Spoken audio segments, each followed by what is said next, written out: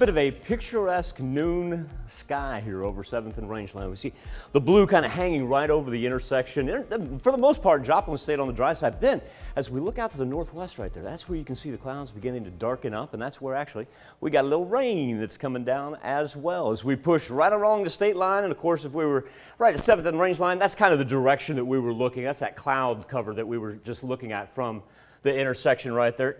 Rain's been relatively light. It hasn't been really too bad. Right here, just north of Pittsburgh, about the Frontenac-Arma area over Highway 126 headed toward Lamar. Starting to pick up just a little bit, but certainly no travel concerns as we progress through our Friday. Anything that we had down to the south now right along the Arkansas-Missouri state line. And if you've got travel plans for later tonight, shouldn't have any worries. Everything that was up in Kansas City earlier this morning, now a thing of the distant past, as a matter of fact, is on the other side of I-70 for the most part. No real accumulation numbers to speak of. I think by the time it's said and done, we'll see about 1/10 of an inch in portions of southeast Kansas, but everybody else considered just trace amounts. Actually, won't even bump up on the monthly total at all. Let's go back to 7th and Rangeline and dive into our temperatures and our wind. A very comfortable 58 degrees right now. North wind, 15 miles per hour, and low humidity. So we got to revisit the old fire warnings, the elevated fire weather, I should say. 58 right now in Joplin, 54 in Chanute.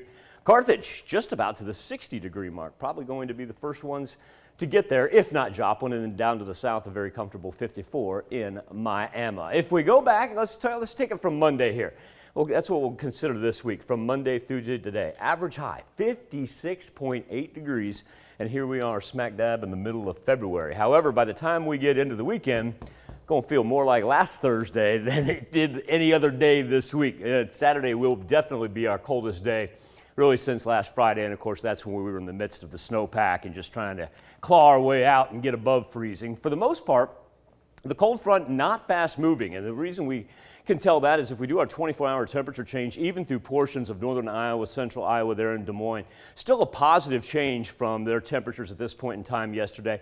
As you work out to the west, of course, a little elevation there certainly in Denver makes a huge difference with the front moving in. But for us, yeah, about 8 degrees warmer than what we were at this point in time on Thursday, and Thursday was absolutely delightful. However, remember Thursday came in from the south, and just about, say, 10 o'clock this morning, we saw the complete shift right now, so we're going to work our northerly winds in from 15 to 20. That's why we really won't have much of an afternoon bump up. Combine that along with the cloud cover, of course. So as we see this thing move down, it really has a lot to do with the jet stream that bottomed out earlier this morning, about right here. Now we see it beginning to sink. That allows everything from the north, an open lane to come toward us. And so what it'll do is simply fall down. So we go from the super cold that we're anticipating on Saturday to a Super Bowl Sunday. We're out on the West Coast. Get this is no joke. LA sitting right now at 76. They've got a heat advisory throughout Southern California right along the Pacific. That's right, a heat advisory. They've broken several records already this week. And then we transition from a heat advisory back to the 4 states. And I tell you what, look at that right there behind me. Well, that's a wind warning. Look at what's up to the north.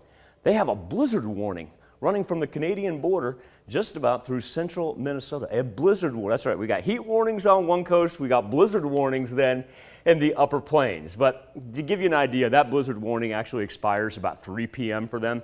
And that kind of gives you a time frame about how long it's going to take our cold to get here. We'll be fine even for the evening and nighttime hours. Not too bad at all. It's when we get ready to turn into Saturday. Because once we do, don't have to worry about any precipitation flipping over, so that's a positive. No travel concerns, but we just keep on dropping down all throughout Saturday morning. Try to stabilize there in the afternoon, but I doubt we even get back to freezing. So what's it going to feel like? Well, at midnight, we're starting to see the teens, mid-20s. And then, if you want to walk out your door, say in between 8 and 10, I'd layer up because it's going to be stuck in single digits. Then as we get into Sunday, all right, you got plans, you want to try to get something done before the Super Bowl? Once again, it is going to be chilly, chilly, chilly.